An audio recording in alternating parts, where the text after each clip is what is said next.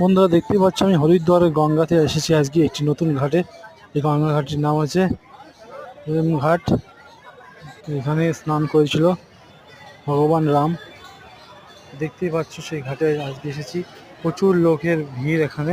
আর প্রত্যেকটা ঘাট এত সুন্দর করে বাঁধানো যে কোনো মানুষের ক্ষতি হবে না।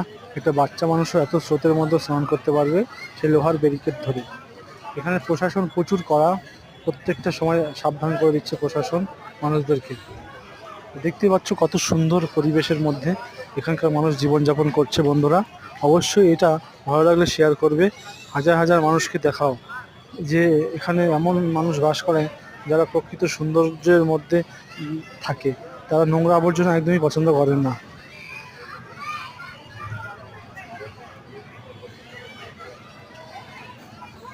নমস্কার, হর হর মহাদেব, হরে কৃষ্ণ, জয় শিব শঙ্কর।